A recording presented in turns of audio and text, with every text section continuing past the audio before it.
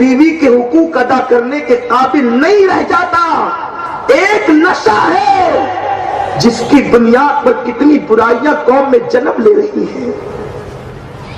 نشہ کرنے والا خود تو ٹینشن میں مبتلا ہوتا ہے، عقل اس کی معروف ہوتی ہے جب وہ بیوی کا حق ادا نہیں کرتا، اور ایک وقت وہ منزل آتی ہے کہ چادر منہ پہ ڈال کر کے جب احساس ہوتا ہے تو روتا ہے، اس لیے کہ وہ بیوی کے قابل نہیں رہ جاتا۔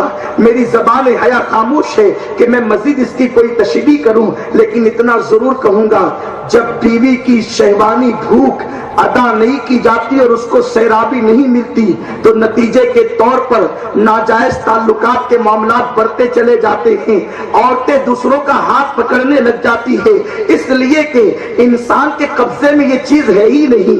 جس طرح پیٹ کی بھوک ہوتی ہے اسی طرح نفس کی بھوک ہوتی ہے۔ مسلمانوں، نفس کی بھوک وہ بھوک ہے کہ جنت بھی اس کو پورا نہیں کر سکتی۔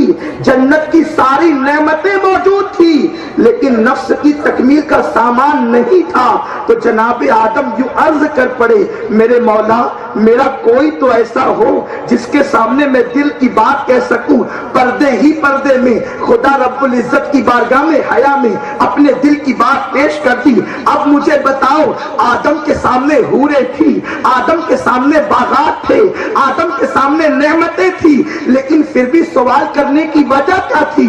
اس لیے کہ اللہ نے انسان کو جو نفس کی بھوک عطا کی ہے اس کو جنت کے پودے بھی پورے نہیں کر سکتے، جنت کے پھل بھی پورے نہیں کر سکتے۔ اسی لیے آپ دیکھیں، جنت میں نماز جیسی عبادت نہیں ہوگی، جنت میں روزہ جیسی عبادت نہیں ہوگی، جنت میں حج جیسی عبادت نہیں ہوگی، لیکن جنت میں نکاح جیسی عبادت موجود ہوگی۔ عورتوں کے ساتھ نکاح کا معاملہ ہوگا، اور ایک جنتی کے ساتھ ایک ایک نہیں، دو دو تین تین چار چار نہیں، بلکہ آقا نے 300 نکاح کا ذکر فرمایا ہے۔ اب آپ مجھے بتائیں کہ وہاں یہ چیزیں موجود ہوگی تو اللہ اکبر، پتہ چلا کہ جب ایک خاتون کو اللہ اکبر اس کا شوہر اس کا حق ادا نہ کرے گا تو وہ دوسرے کی طرف رخ کرے گی، اور نتیجے کے طور پر عزت کا نیلام ہوگا۔ جو انسان نشہ کرتا ہے وہ اپنے بچوں کا حق ادا نہیں کر پاتا، بچوں کی تربیت نہیں کر پاتا، اس لیے کہ اس کو فرصت ہی نہیں ہے، اس کو ہوش ہی نہیں ہے، اس کو حواس ہی نہیں ہے، اسے اپنا ہوش نہیں، وہ بچوں کی تربیت کیا کرے گا؟ کمائے گا تو شراب میں خرچ کرے گا، نشے میں خرچ کرے گا، تو اس کا نتیجہ کیا ہوگا؟ بچے ان پڑھ رہیں گے، جاہل رہیں گے، بے پڑھے رہیں گے، علم و تربیت سے دور رہیں گے۔